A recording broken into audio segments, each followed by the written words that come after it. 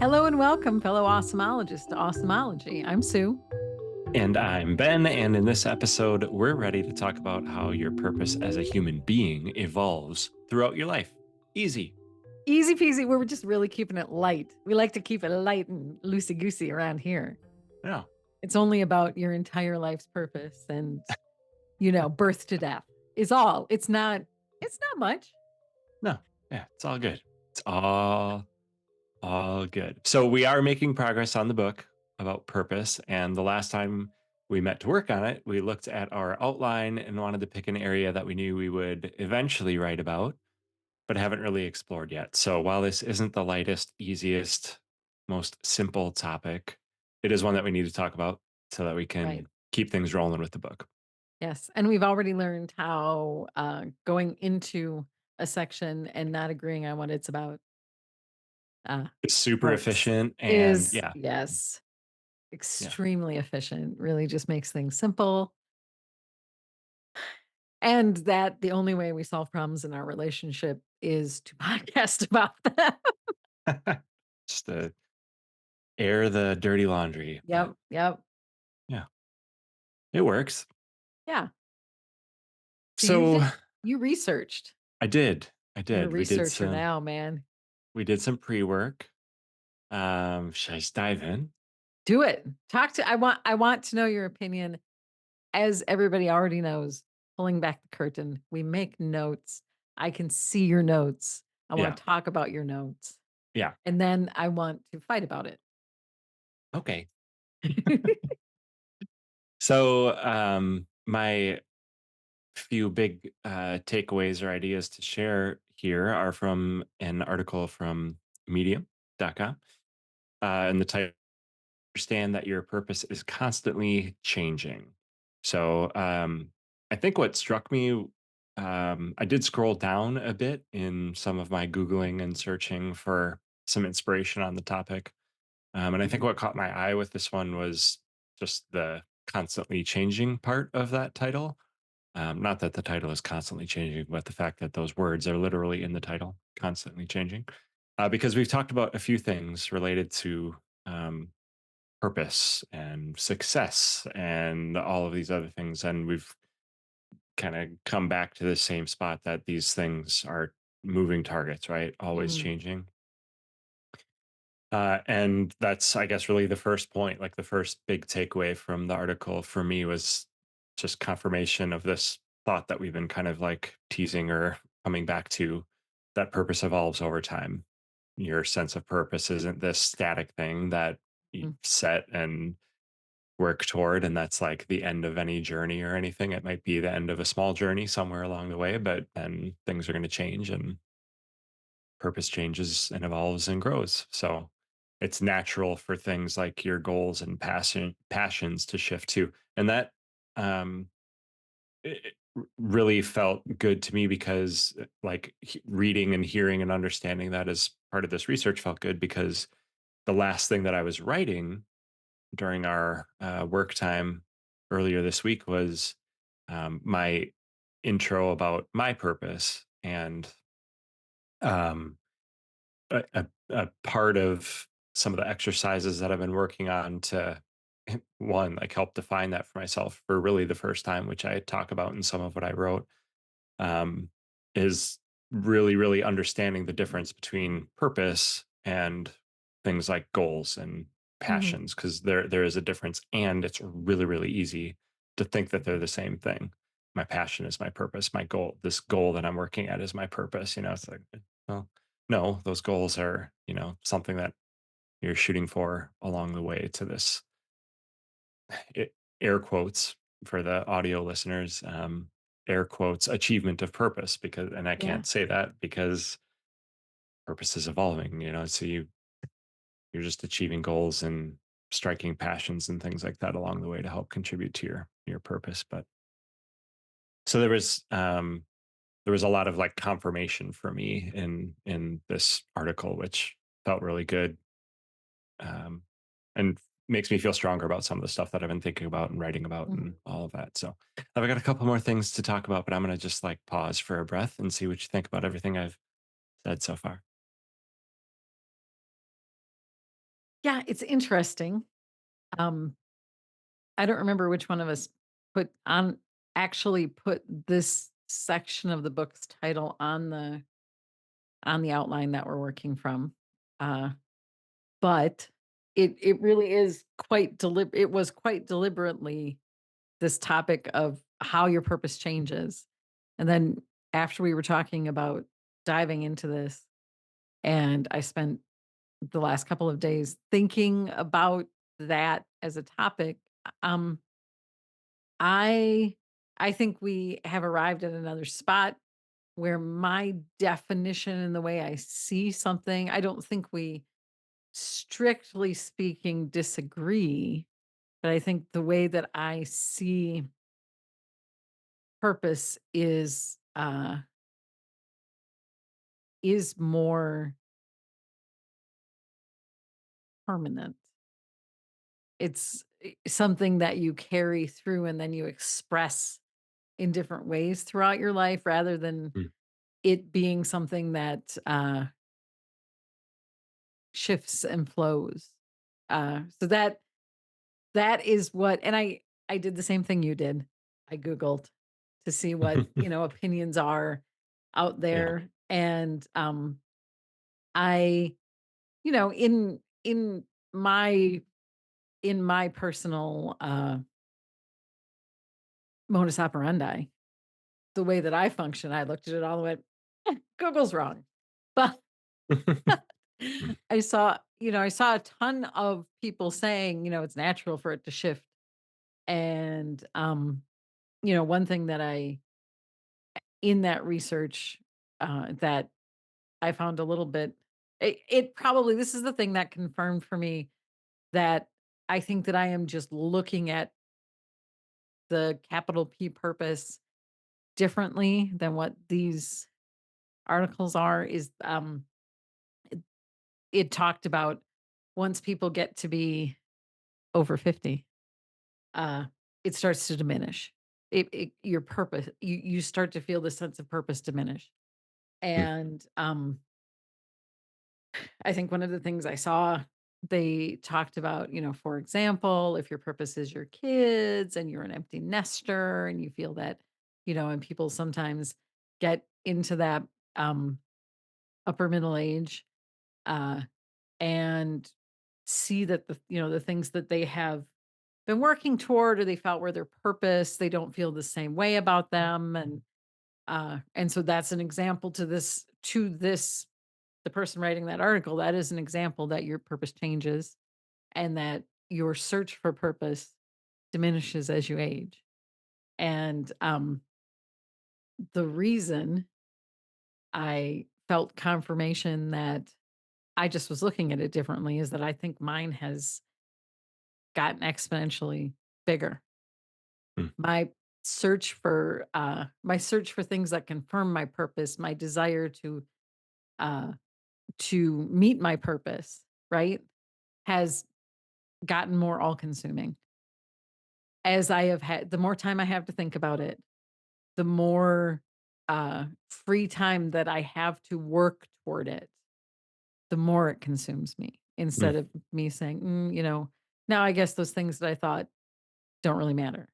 And that is because the changes that you see, I think, are actually the changes in how you express your purpose, how you're living in your purpose. So if you use the example that, when you are a teenager and you're just, all of those lobes in your brain are just developing, you're finding this purpose. It changes, it maybe is more internalized, it's more about self-expression. And then you go to school and you find a trade, and then that, your purpose becomes about being the best at your trade, or and you have kids and your purpose is about, you maybe leave your purpose for your job a little bit on the wayside, and then it becomes, well, my family is the most important. I think, I agree that that is a thing that happens and that evolution happens in a human being.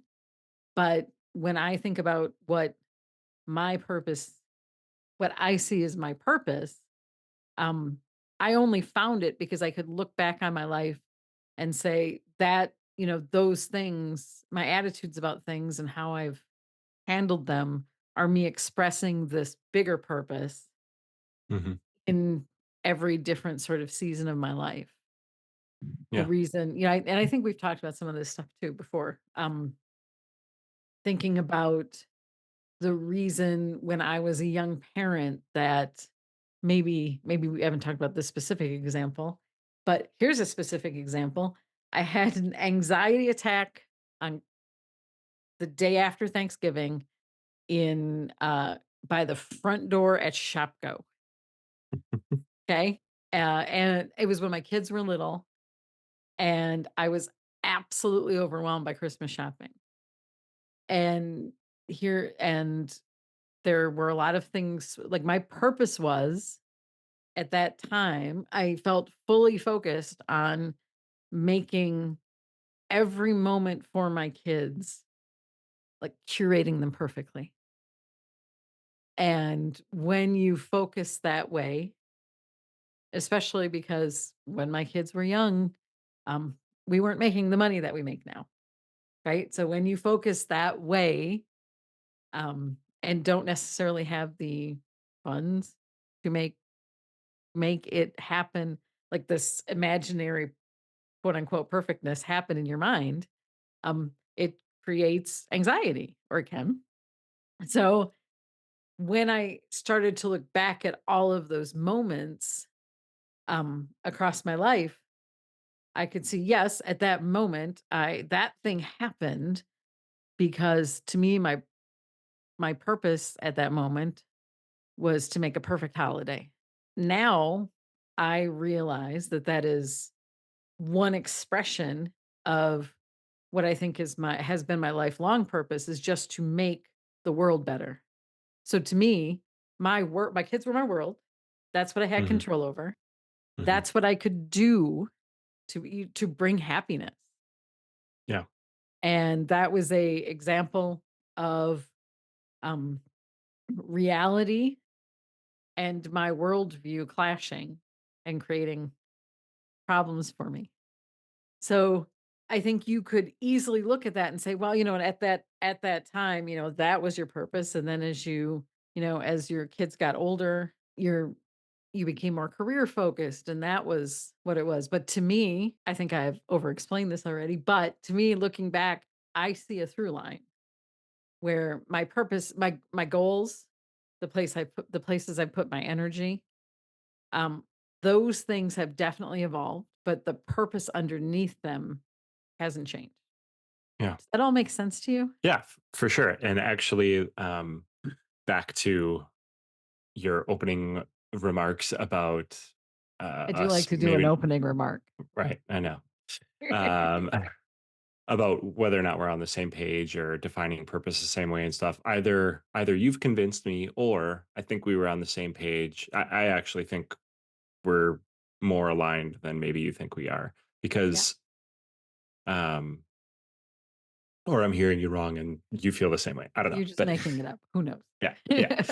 Um because I a struggle that I've been kind of feeling as we think about this heavy topic of purpose is that, like, when I do my own self-reflection or think about the topic in general and like try to boil it down to some like simple, easy to understand answer, I get to cliche sounding things like make the world a better place, improve people's lives, make people happy, as these like core purposes for Mhm. people, for organizations, whatever.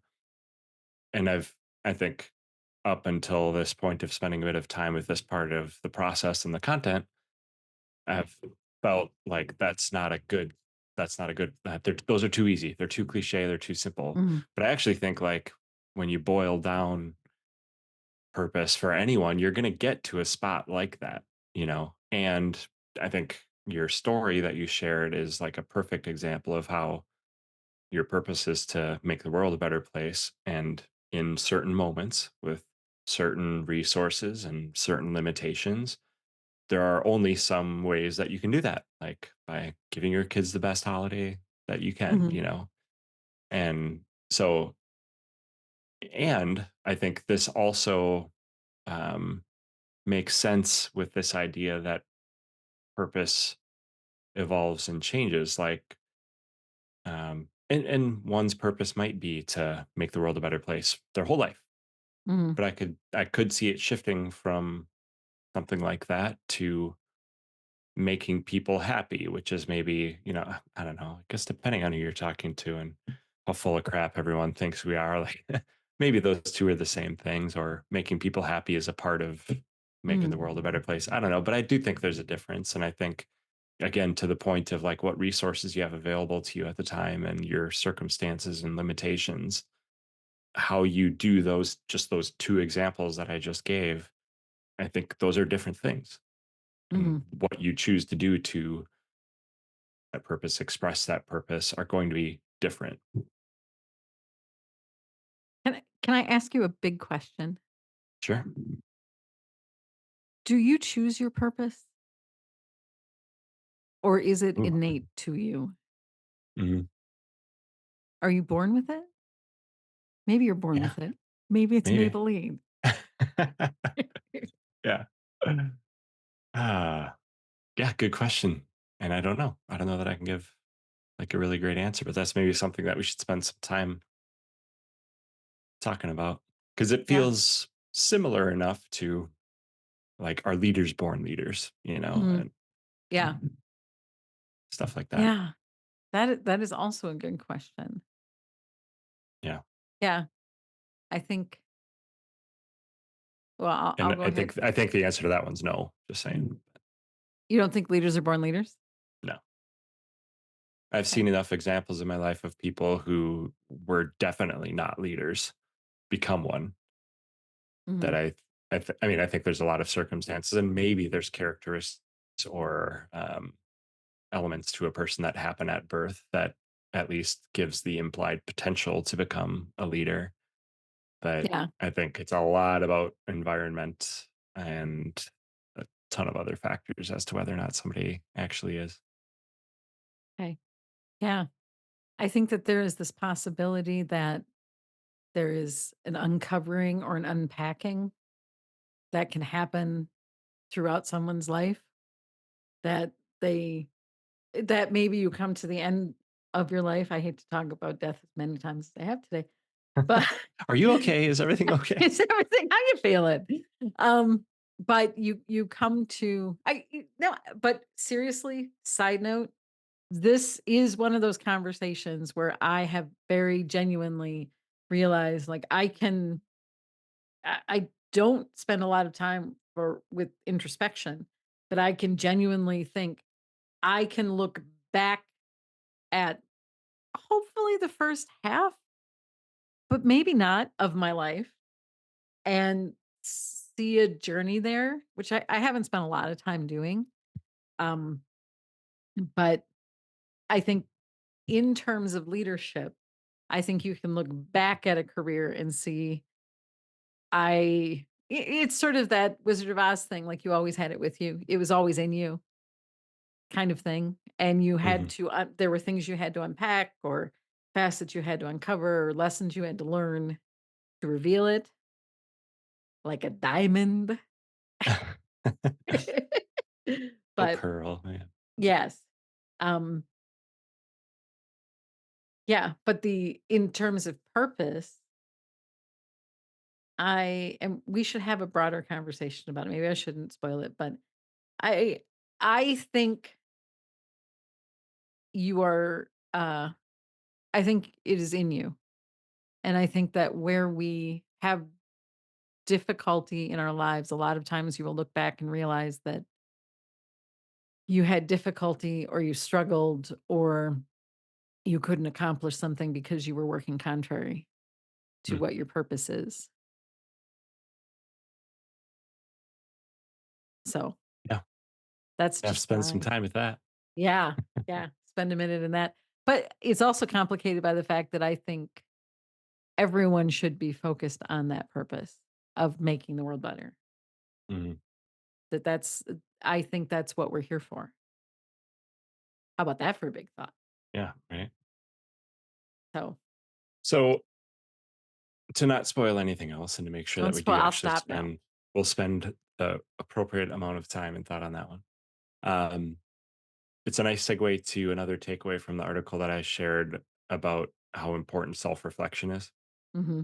I mean, a lot of what you're sharing, at least from what I'm hearing, sounds like it's been discovered, learned through looking back, right, at some experiences in life and um, doing that regularly and not all trying to like answer the question of what is my purpose and stuff, but just reflecting on your Right. values, what you care about, your goals, and those other things that maybe contribute to purpose or whatever. That's important.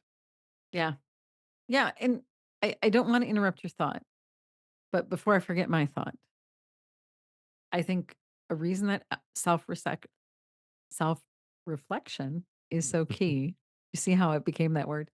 Um, is because something that we can do through self reflection for ourselves Yep. is grant ourselves grace. Mm. So if you look back, you can you can look at that younger version of you and say, I can see the either the confluence of wonderful things that got you to that place or the perfect storm of things that created that experience for you or that reaction from you. Um, and by having that perspective, I can give you grace. I can give myself grace for being that person. And really, I think, it, and this is something that I am trying to be much more mindful about now because it is this balance of learning to give yourself grace so that you can give it to other people. And realizing that if you're the kind of person who is always giving other people grace and not giving it to yourself, that you need to take a moment in self reflection and start allowing it for you. So that is my commercial for self reflection. Welcome back. You were not gone. We were gone. There are some storms in our area today. So we lost Ben. We got Ben back. We lost him again. We are now, uh, as the storms continue to roll through, we are going to wrap up this episode. Final And push.